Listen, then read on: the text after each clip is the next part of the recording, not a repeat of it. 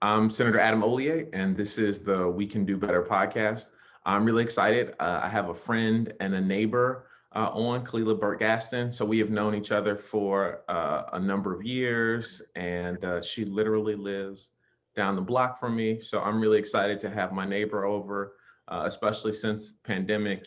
This is probably the closest we've been in, some time, just because we've all been trying to be responsible and maintain our distance and do all those kind of things. So Khalilah, do you want to introduce yourself? Tell us where you're from. Sure. So let's see. Originally, I'm from Central Indiana, but I've been in Michigan now for over 20 years. So I came to Michigan in 1994 to attend the University of Michigan for my undergraduate education, and I ended up staying in Michigan, working first really in the Washtenaw County area, and started working in Detroit in about 2000, and then moved to the city in 2008. But growing up in Indiana, I came to Detroit often. So my grandparents both had siblings who lived in Detroit. So we would come up, for family activities, for funerals, for get-togethers. So I never in a million years would have imagined that I would be living in the city, but here I am. Wow, it's so funny that you're from Indiana. Like it never in my mind do I think about you as a transplant.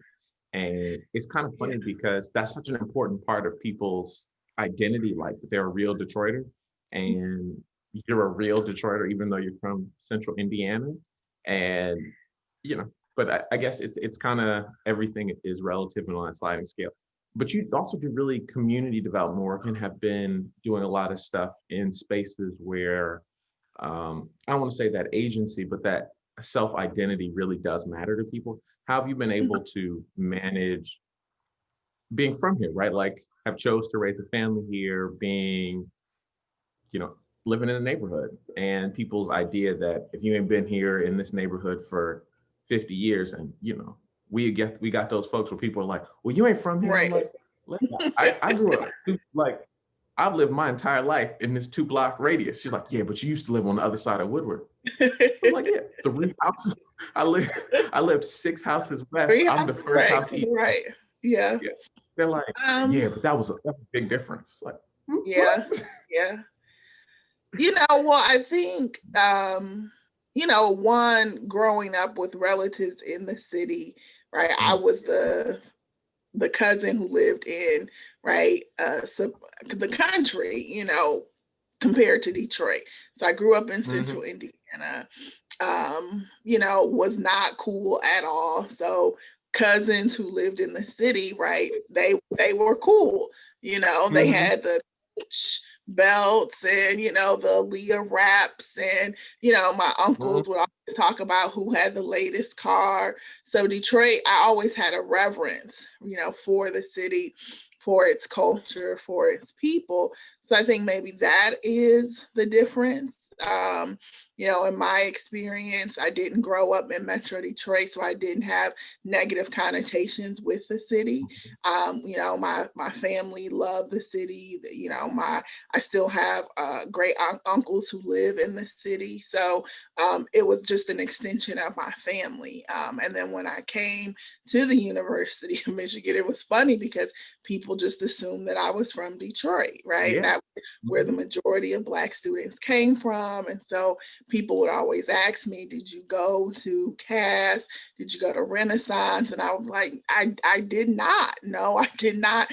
And I would have to argue people up and down that I was not from Detroit. But I also think, as I transition into my career really in urban planning, that type of reverence and respect for the city, for its history, for its people really shaped the work that I did, right? So for me, it was always important to come into spaces really as a learner and to really listen to people who had lived experiences in the city. And really, I think that type of perspective and just that type of, posture to the work enabled me to gain a lot of respect from people who had worked here much longer than me. And I remember probably around 10 years ago, someone said to me, well, how did you, gain this respect, or how did you, become, how did you get such a good name in the city? Because it takes people a long time, and you have to know people. And who did you know? And I'm Yeah, like, you I do. didn't know anybody. I came into the city. Nobody knew me. I didn't have family or that type of social network, but my parents and my grandparents always instilled in me just a respect for people. My grandmother was an entrepreneur. My father was a community, activist in the town that we grew Mhm. up in. And so, those types of, my mother was a public school teacher for 30 plus years. So that upbringing enabled me to be able to engage with people. And I love Black people. So for me, it was Say easy, that. to be here.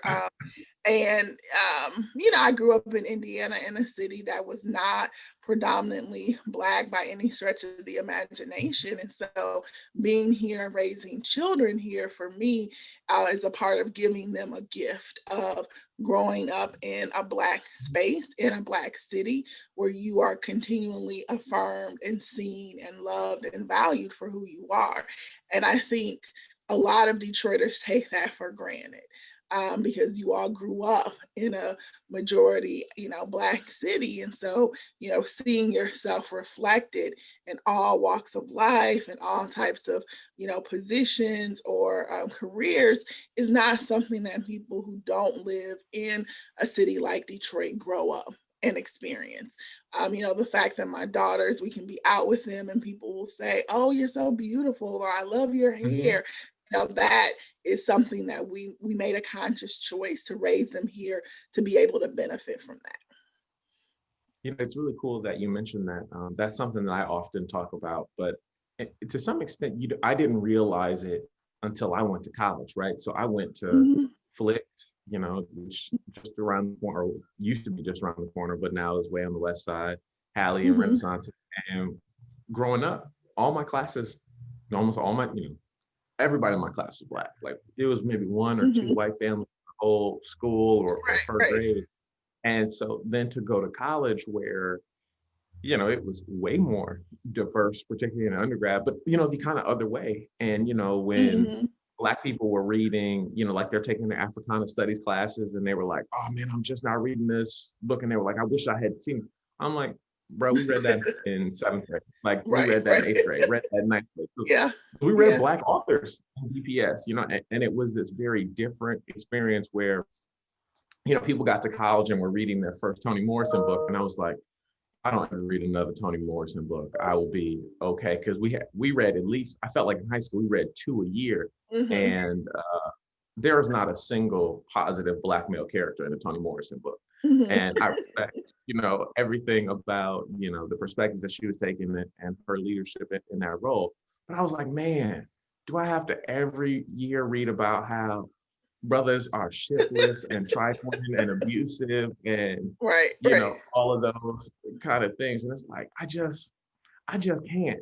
But I didn't realize that level of privilege that I had, that I was even thinking about it, because I was Mhm, comparing that to, Native Son or some of these other books, like things, is it Things Remembered or Things Fall Apart? It's mhm. like you just you're reading all of these kind of stories and you're like, I had I felt like I had other options. And for so many people, her stardom and, place in the space was the only reason that people had to know who she was. And Mhm. growing up in communities like Detroit, Yeah. we got to talk about all these other things.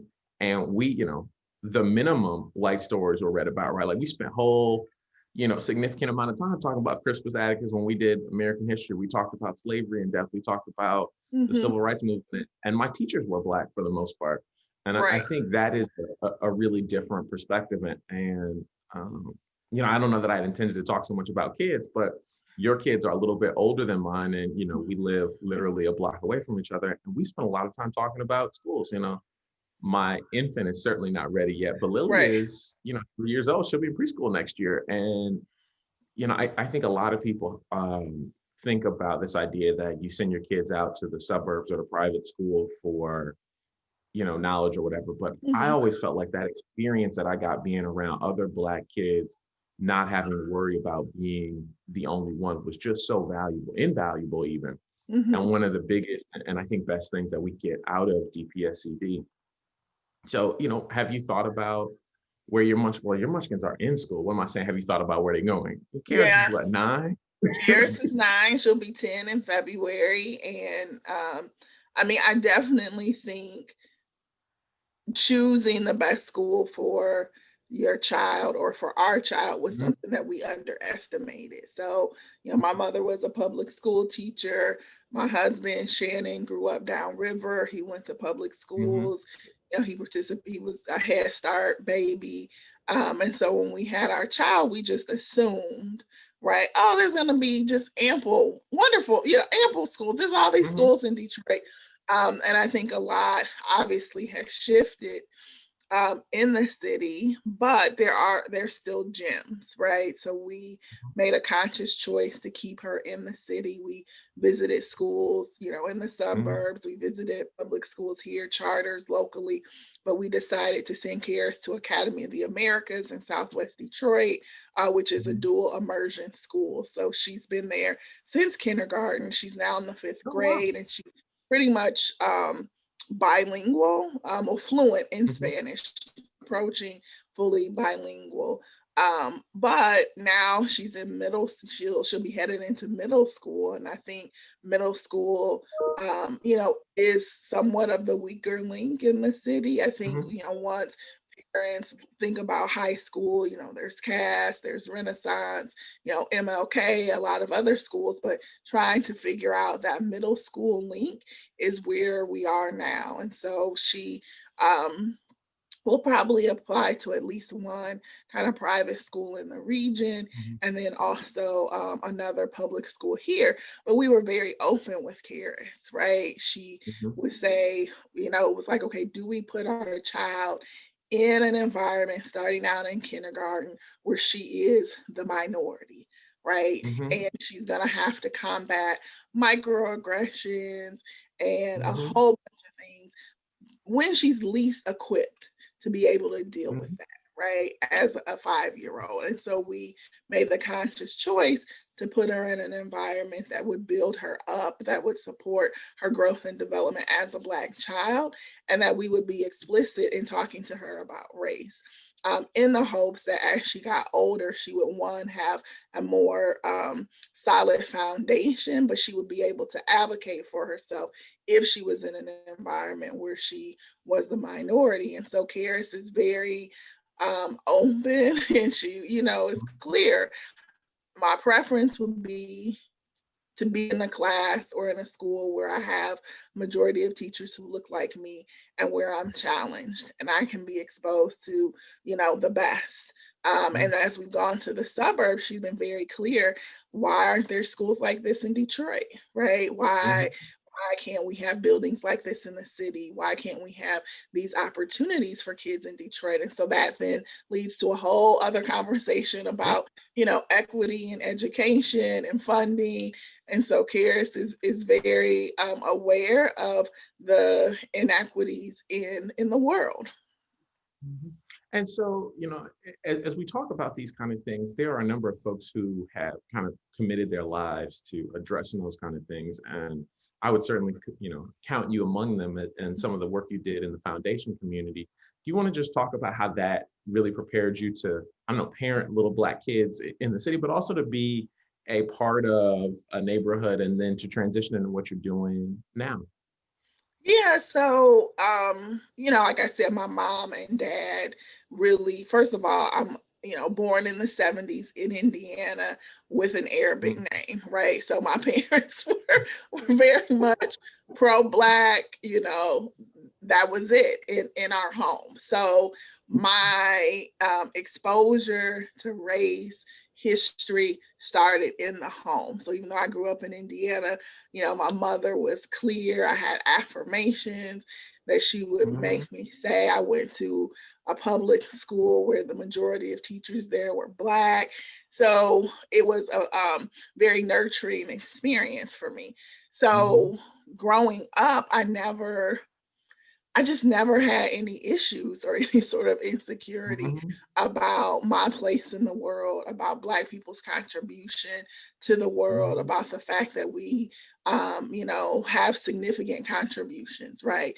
Far beyond what most people know, related to our slavery and us being enslaved here in the United States. And so, that has always been a thread through my work. When I came to Detroit, I was really excited, in 2008 to have all these conversations about race and equity. And quite frankly, I was disappointed, right? Because I think then that was a different time in the city, right? That was like the first wave of people moving into the city who are maybe our peers, and based on their families, they were seen as progressive because their families hadn't been to the city in 30 years, right? So the fact that they were moving to Detroit, living in the city, on its face, they were seen as progressive. I think probably your peers who had grew up in the city had wonderful opportunities. Yeah, it was like, what's there to talk about, right? Detroit's been good to me, so I was just hoping that there was all the space, right, to talk about racial inequality. And at that time, it really wasn't. We were at a lot of tables together, and I was like, oh, really? Nobody wants to have these conversations, and things have shifted, right? So much. I think, previously people thought, we're here, we're going to do things different, we're smarter, right, than maybe previous generations. And so we are going to be the generation that shifts the way Detroit operates. And what we've seen, right, is that some of those inequities are just so deeply embedded, unless you're really proactive and dedicated and very resourceful to confronting the issue head on, you're going to perpetuate the status quo, right? Which is inequity. So shifting from, working at the state level to working at the neighborhood level in the North End at Vanguard to going to Kellogg, which is one of the largest foundations in the country, was completely unexpected. I had never thought about working in philanthropy. Although I had in every position worked closely with foundations, it wasn't something that was expected, but it was a blessing because I definitely deepened my understanding of, race as a construct. Kellogg supports a lot of national, international work around racism and, white privilege and unconscious bias. And so just being in an environment literally where you're getting to hear from, right, national and international experts definitely helped me, I would say, deepen my understanding as specifically as it related to certain content areas. So my portfolio focused mostly on early childhood education. So I began to understand how those inequities manifest as early, right, as 3 years old or 4 years old. And I also had a large portion of my portfolio related to maternal child health, specifically here in Detroit. And so again, I always say I had a baby, right? I nursed a baby, but I don't know anything about maternal child health. And so over those 4 years at Kellogg, I learned a lot about maternal child health. I learned about the inequities and the disparities that Black women face here in the city of Detroit related to infant mortality and, maternal mortality. And so again, that my world wouldn't have opened up in that way unless I had been at Kellogg. So, but my goal when I went was to always be in a position when I transitioned to launch my own consulting practice. And so after about 4.5 years, I took the leap, primarily because we had another baby. So, things got to be a little bit hectic, working full time, having an older child, having a younger child, leading a large body of work. And I just realized like I can't operate right at the same pace with two children, one being an infant. So I made that transition about a year and a half ago, and it's been wonderful. And so I relaunched my consulting practice. It's called Glidepath Strategies.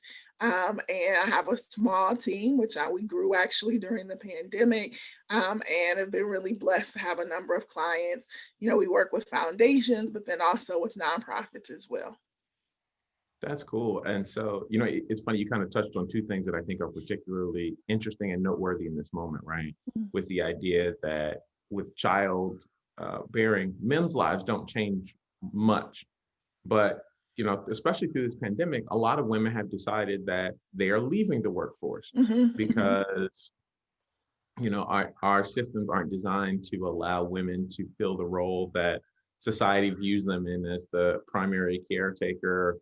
Mhm. And and because of all the kind of discrimination and like patriarchy and all these kind of things that have built up, in most situations, the man makes more money. And if one person is going to leave work, it's usually the person who Mhm. makes less money. Not to say that was the case with you and Shannon, but that that narrative is playing out for a lot of people, and Yeah. they are not able to transition to the thing that they really wanted to do, working for themselves or doing that thing like you have. Can Mhm. you just talk a little bit about how you prepared yourself and how you knew that that was going to be what you wanted to do or to work out, or in this moment? Because I think there are a lot of people who are on the edge of saying, I want to transition but don't know how, don't haven't laid that foundation. Yeah. So it's always been a goal of mine, but I didn't know when it would happen. So I always thought I need more experience. I need another job, another title. But when I went to Kellogg, I had people say, if you go to Kellogg and you leave, you can write your ticket. You can do what you want when you leave. So I always kind of had that in the back of my mind, but it wasn't tested. So for me, it was just at a point in my life where, I was leading a major body of work at Kellogg. And at its height, I probably was working 60 hours a week, weekends, Sundays. I'll never forget, my daughter was being baptized on a Sunday, and I was in a meeting right before the baptismal on a Sunday. And I'm like, I got to get off the call, and our CEO was on the call. I got to get off the call because my daughter's about to be baptized, and so that reality started to sit in that I'm spending more of my quote unquote free time dealing with work. Mm-hmm. And it started to really have a toll at home. Karis is Mm-hmm. really, it was older. And so she would be very vocal, why are you always on the phone? Are you on another meeting? Mm-hmm. So with the baby, it was starting over, it was hitting reset. So when you have an 8-year-old or a 7-year-old and they can pretty much, shower and, do all the things themselves, it was like, oh no, we're going back to being up, 3 and 4 times at night. Well, I We're know that life. right, AJ right. is right in that Yeah, moment. and you forget, right? You forget, or burning the midnight oil looks different when you got 2 feedings in the middle of the night. And so I started to feel just really run down, really Mm-hmm. tired, and it was like, this is not how I want to live my life. Mm-hmm. So it wasn't planned. So I'll be the first to tell people, don't do it my way. I woke up one day, I had a meeting, and after the meeting, I was like, I'm done. I'm done. And I, called Shannon. I said, I'm resigning today.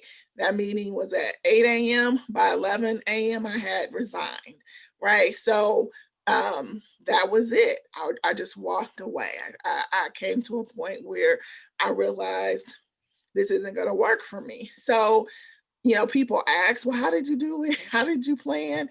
I didn't, but I had spent some time really thinking about kind of the values of the company that I wanted to start. And I gave myself 6 months to really think about what I wanted to do and to really ask other people, like, what do you think my skills are? What do you think I could Mhm. bring value? But I got my first client within 6 weeks. So that kind of reinforced, okay, you're on a good path. And I'm really thankful actually that I took the leap before the pandemic. So when the pandemic hit, I was already almost a year in to launching my business. And Mhm. it was difficult. We lost our child care. We had someone who was coming to our home. So we had to figure it out as parents, trying to tag team in the home. Um, but I think that's kind of where a lot of people are right now. I'm blessed that pretty much every job I had always worked from home in some capacity, which the pandemic showed me that I was Mhm. not the norm, right? So there were Yeah. plenty of people before the pandemic who had never worked from home before. Mhm. I did not realize that because I've been working from home at least in some capacity for 20 years, at least maybe Yeah. one day a week or 2 days a week. I've always had a job where I could work from home. So, it was like, okay, now I have to do this full time. But I had a lot of friends who had never done that before. So Mhm. they, literally didn't know how it was going to go. But, um, I think I with read something that said it was like 15% of people of the workforce works from home or less. And I was like, what? I've been work like every job I've had, I've worked from home. I've right. had the, Yeah. at home office, I've got like I couldn't imagine that as an idea, but I think it's just the kind of work that we do where you're kind of Yeah. always I mean, I don't want to say you're always at work, but you're kind of always working. There's kind of that always kind of slow grind Mhm. of stuff that you can be doing and that blend between social and professional because those relationships are the most valuable part Mhm. of the business and the work that you're doing. And so it's been really an amazing kind of journey and been really cool to Mhm. kind of be a part of that as you go through this. And I found I was really touched by you talking about how your mental health was just like, this isn't the life that I want to live. I'm not here for this. Yeah. And I Yeah. think a lot of people have realized that through this pandemic that they are or were, in a position that they didn't want to be. So, you've seen people move, you've seen people change jobs or leave the Yeah. workforce or start new things. And that's kind of in the space that what kind of advice would you give to somebody who's saying, I don't I don't want to be here. Why am I here? Why, I can't wake up one more time and do this because even though you said you didn't have a plan, and I always find it funny because Mhm. successful people always say, don't do it my way, but it works. like, Yeah. like you always hear people who are, very successful and they're like, oh man, I did it all wrong. You'd never want to do it my way. But Yeah. but it's working. It worked for you. It seems to be a common thread. What advice would you give to somebody who's like, I'm ready to start my thing? So I think, and maybe this is, gendered, but I think, um, don't be afraid to take risk, right? So, Hmm. I'm the oldest child. I had always kind of played it safe. It was, go to school, graduate, get a good job, have that stability, for yourself, for your mate, for your family. And so, in thinking about just my upbringing, I was risk averse, right? There were Hmm. some jobs that I would leave, right? Because I always tell people I will leave a job, and I did. Like, if this is not working for me, I'm gonna move on. Um, but I think what I did do throughout my career was think about what skills or opportunities or experiences I want to acquire in each position I Hmm. was in. Right. So it was like, what am I wanting to learn? Where do I Hmm. have a weakness, or where do I need to improve or grow? And how can I do that in this space? And so once really I accomplished that, I freed myself to move on, right? Mm. Because I think when you can stay in positions too long, you're no longer Yes. growing. You can stay in positions too long that no longer challenge you. And so for me, I always wanted to be challenged, and I always wanted to grow throughout my career. And so even though I did that, I always still felt like I needed to have a job. Mhm. Which is odd because, again, my grandmother and my family, they were entrepreneurs. And so I don't know Mhm. why they gave me those messages, even though they were, pursue their entrepreneurial dreams. Um, but I would say be courageous, right? And take Mhm. the risk. I firmly believe, and I tell people all the time, you will find another job, you will find another opportunity. And I think far too often, people, namely women, usually sell themselves short, right? Okay. We either don't apply for a job that we're woefully overqualified for because we don't Mhm. think we'll do it. We don't launch the business because we think that we're going to fail. And my therapist said to me, you normally think about what bad is going to happen, right? If Mhm. you make a decision, your first inclination is, oh, what if this doesn't work out? Right? What if I fail? And she's like, what if you just flip that and you thought initially, what if this turns out to be the best decision that I ever made in my life? Right? Like, how would That's my that whole. shift, right? How you pursue the opportunity, how you, Mhm. go after it. And so that helped me shift kind of my thoughts, but then also helped me really put effort, right, into launching my website, launching my brand, asking people to give me testimonials because it was like, what if this is the best thing that happens to me professionally? If that's going to happen, I got to put forth the effort, right, Yep. into making this the best thing that's ever happened. So I would just tell people, shift your attitude and take the Mhm. risk. And then if you fail, it's okay, because you've learned, from the experience, and you'll be better equipped the next time around. Awesome. Well, so what have you been doing for your mental health? It's a big thing during this pandemic of, people talking about being isolated or, and just everyone seems to be coping differently. What are you doing? Yeah, well, I mean, I mentioned my therapist. So, as a family, we believe in therapy. It's something really that we are trying to normalize for our daughter. So, I Mhm. have my therapist. My husband has his therapist. Karis has her, coach. So, we believe Mhm. in therapy. We believe in processing, our feelings, communicating our feelings. Even if they, may be negative or unwarranted in the moment. And so I think therapy is something that has to be normalized within the Black community. So I go weekly, and that's really helpful just to have, someone to talk to, someone to check in with. The other Mhm. thing, that I've been doing is recommitting myself to my, physical health. So of Mhm. course, before the pandemic, I was working out with a personal trainer at the gym. And then when everything happened, it kind of threw me off kilter. But I felt myself just letting go, right? It was like, oh, all of my little, progress was just, Mhm. flailing in the wind. And so I was like, no way. We have got to get back on a schedule. And so now we do Zoom workouts, Okay. 3 times a week. It's fine for her. It's great for me. And so, especially, this month, I'm really challenging myself to hit all of my workouts during the month of November. And so, really Okay. going strong at the end of the year.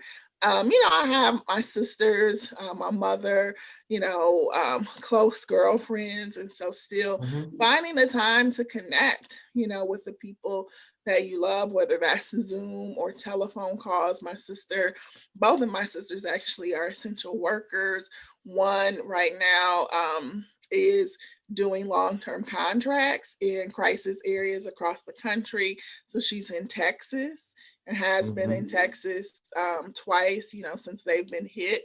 So, Mhm. checking on my sister, making sure that they have all the information about what's happening with the virus has been really important for me.